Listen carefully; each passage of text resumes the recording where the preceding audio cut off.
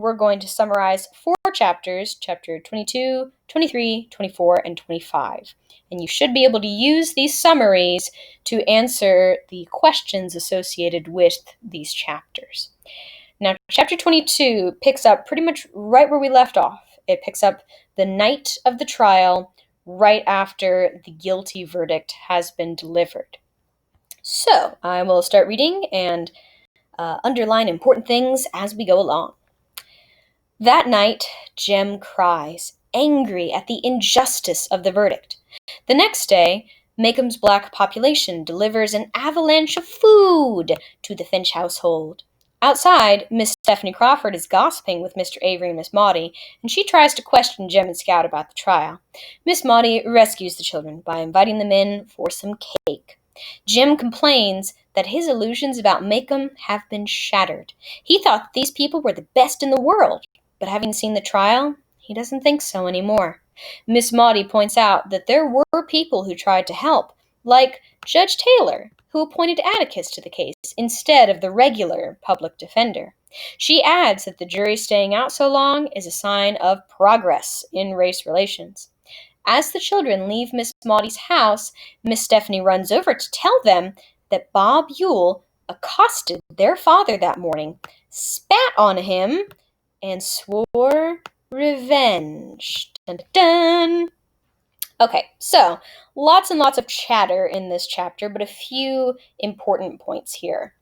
So first off, Finch family awakens to so much food. So why did Macomb's black population give them so much food? I mean, he lost, right? As you're thinking about this, I want you to think back to the very last thing that we saw in the movie. As Atticus walked out of the courtroom, everyone in the balcony stood for him. So ultimately, it doesn't come down to winning or losing. I mean, a lot of the people in that balcony probably expected the verdict the way that it happened. It comes down to trying and fighting, and they know that Atticus fought as hard as he could, and they appreciate it. So, we have some food as a sign of appreciation. A thank you. In addition to Atticus, Miss Maudie points out that there were some other people who helped. Now, the advantage of having Atticus instead of the regular public defender, I mean, the verdict probably would have been the same, but you can't imagine that the regular public defender would have fought as hard or as well as Atticus did. Typically, regular public defender, case like this, they would tell that defendant, yeah, you should probably just plead guilty and try and escape with your life. So Atticus actually tried, actually fought, and that's why Judge Taylor put him on the case. Judge Taylor knew that Tom Robinson needed every advantage he could get. Now, the other interesting thing here, Bob Yule, he won, right? I mean, the jury voted that Tom Robinson was guilty, so that means that Bob Yule should be satisfied with the results of the case.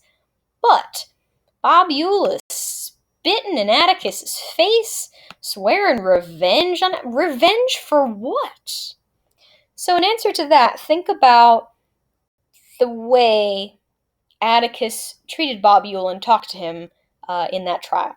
Now, Atticus is not a disrespectful person, but man, anyone watching that case would have known what Atticus meant when he pointed out that Bob Yule was left-handed. When he said in his final address to the jury, Tom Robinson isn't guilty, but someone in this courtroom is. I mean, you could have half a brain and still figure out who the someone is. So, Bob Yule knows that he was humiliated, that Atticus tried to embarrass him and accuse him in that courtroom. So he's decided this is not the last Atticus will hear from him. Okay, so that's chapter 22. Cheery, right? So chapter 23, we get into a little bit more drama, but again, a lot of talking. Bob Yule's threats are worrisome to everyone except Atticus. Atticus tells Jem and Scout that because he made Yule look like a fool, Ewell needed to get revenge, and Atticus would rather Mr. Ewell took it out on him rather than poor Mayella. Now that Ewell has gotten that vengefulness out of his system, Atticus expects no more trouble. Aunt Alexandra and the children remain worried. Meanwhile, Tom Robinson has been sent to another prison 70 miles away while his appeal goes through the court system. Atticus feels that his client has a good chance of being pardoned. When Scout asks what will happen if Tom loses, Atticus replies that Tom will go to the electric chair, as rape is a capital offense in Alabama. Jem and Atticus discuss the justice of executing men for rape. The subject then turns to jury trials and how all 12 men could have convicted Tom. Atticus tells Jim that in an Alabama court of law, a white man's word always beats a black man's, and that they were lucky to have the jury out so long. In fact, one man on the jury wanted to acquit. Amazingly, it was one of the Cunninghams.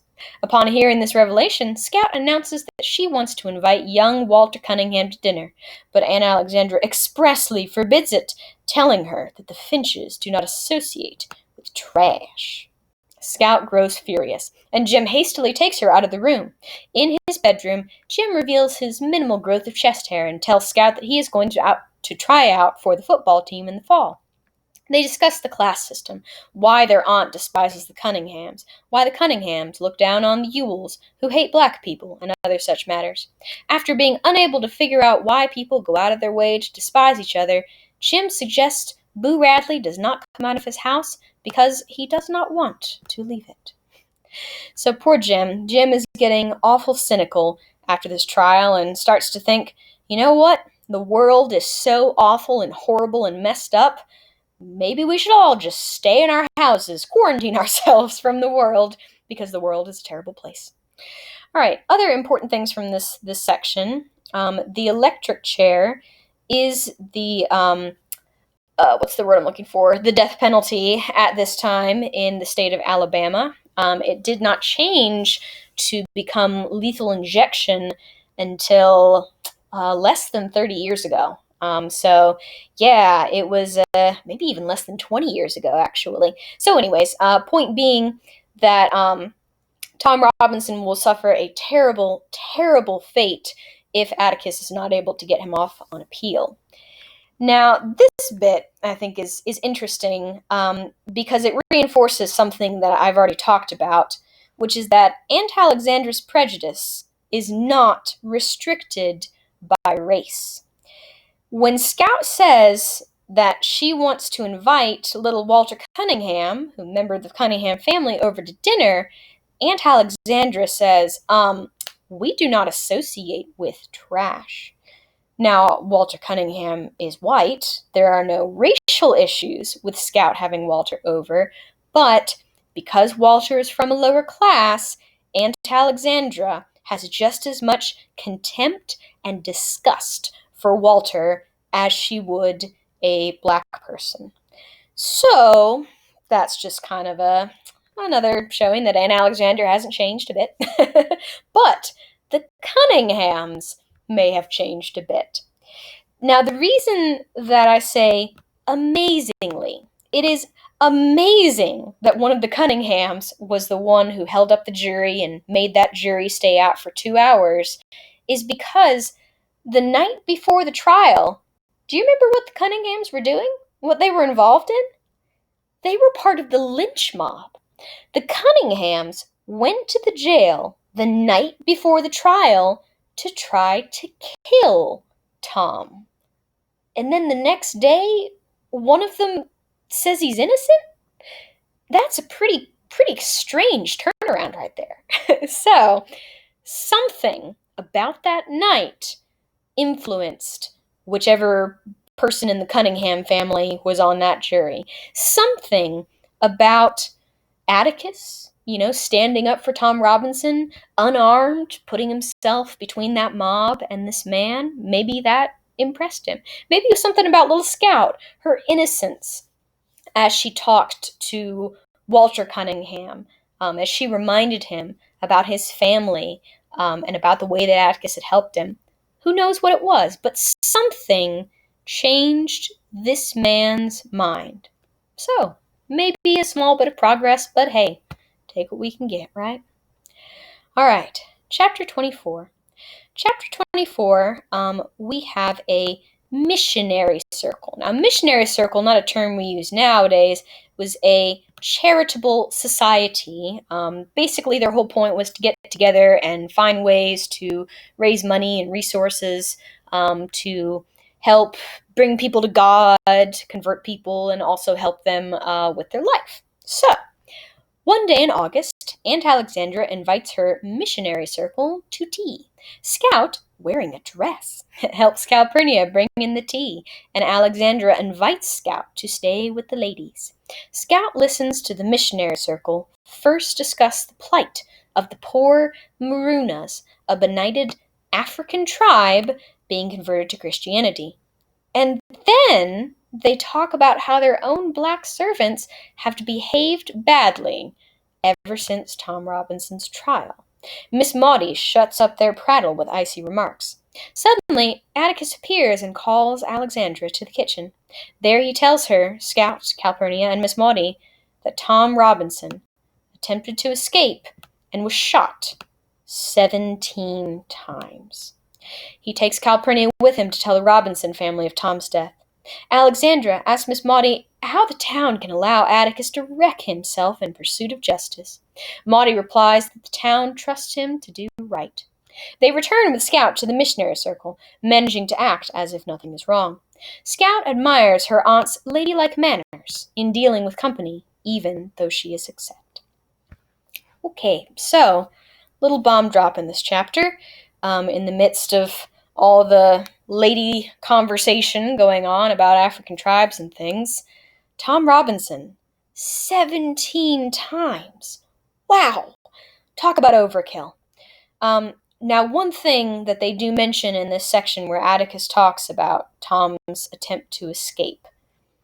When Tom attempts to escape, he actually had a pretty good chance. He's very fast, and he ran towards the gate of the prison with incredible speed. But when he tried to climb over the gate, any guesses on what held him up? Yeah, remember that arm thing that he had? Cotton gin, tore all the muscles in his arm loose? That did not make climbing too easy. If Tom had had two functional arms, he actually might have done it. He might have escaped. But the prison guards lit him up, shot him 17 times. Now, there is no human being who requires 17 shots to be killed. So, Atticus makes the comment, God, they didn't have to shoot him that many times. That's just brutal to shoot him that many times. But anyways, so that's the main bomb that's dropped here. Poor Tom Robinson didn't have enough faith to actually believe that Atticus could help him on appeal. He just gave up after that first trial. And I mean, can you blame him? All right, the other things that are going on kind of in the background. This first little conversation here, a little bit ironic, a little bit hypocritical, in fact, that this missionary circle devoted themselves to charity for all people. They are helping an African tribe. They're helping a tribe of black people and trying to assist them, talking about how sorry they feel for them. But their own black servants, these people in their very own town, they start complaining about them. Oh, gosh, can you believe the way they've been acting ever since this Tom Robinson trial? I can't believe they've been whining about this so much. Why are they so upset about this? Well, good gracious, ladies. I mean, Tom Robinson is a friend of theirs. In some cases, maybe he's family. He's part of their community. Yeah, of course, they've been a little off since the trial. Have a little bit of empathy, for God's sakes. Anyways, so that's kind of going on in the background, setting us up for this moment when we find out that poor Tom is not going to be making an appeal. And then when Scout and her aunt go back in, her aunt manages to control herself, control her emotions, not go back in and, spread the drama to everyone else like Miss Stephanie Crawford might. She acts like a lady, is polite to her company and doesn't let them know the reason that she had to go to the kitchen. So keeps that private until Tom's widow has been informed. Okay, last little chapter we'll deal with for today, chapter 25. So Mr. Underwood, he's been mentioned before as the newspaper man, writes a long editorial condemning Tom's death as the senseless slaughter of an innocent man.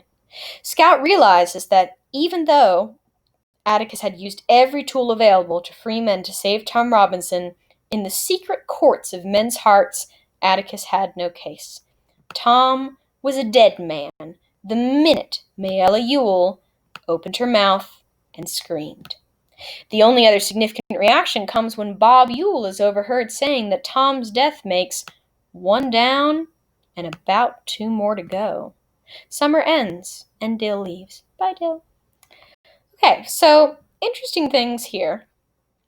First off, even if you may have questioned, whether Tom should have tried to escape prison or not, Mr. Underwood makes an interesting point. From the minute that Mayella Ewell screamed, "Ah, he raped me," from the minute he was accused, Tom was a dead man. Whether he was given the death penalty, whether he was killed in prison, whether he was killed trying to escape, whether he was released and acquitted and a lynch mob got to him, he was a dead man. Being accused of a crime like this in a state like Alabama, in a time period like the Great Depression, was a death sentence. Just being accused might as well have been a death sentence. And then, of course, this other interesting bit, Bob Ewell. 1 down and 2 more to go. Who are the 2? Who are these other people that Bob Ewell seems to think need some vengeance here? Well, we can probably safely assume Atticus might be on that list. I mean, he did spit in his face and swear revenge. Who's the other one? Who else does Bob Ewell think needs some justice? Okay, so that's all we'll deal with for today. So chapter 26 and 27 we'll deal with after our break. Now, if you are interested and if you have the time, I have a clip that kind of sums up the information from chapters 22 through 25. It is really, really short, and it covers only a smidgen of the things that I have just talked about. And it does, of course, tweak some things here or there, but it does have the announcement of Tom's death, which in the movie they do change. Rather than him escaping from prison, he's trying to escape from the deputies or whatever, so it has Tom's death in it. It has Miss Maudie talking to Jim a little bit. Let's see. It has Atticus going to tell Tom's family about his death, and it has Bob Ewell spitting in Atticus's face. So, out of all that we just read, that's all they kept, just those 4 events. So, if you would like to watch this little clip here, then that is available on Canvas for you. Again, I cannot play it on here because, copyright. But hopefully that helps give you the information you need for the questions for chapter 22 through 25. So at this point, you can answer questions 1 through 11. So 1 through 11 you can answer with what we just read today, and you'll have to save 12, 13, and 14 until next week. And that's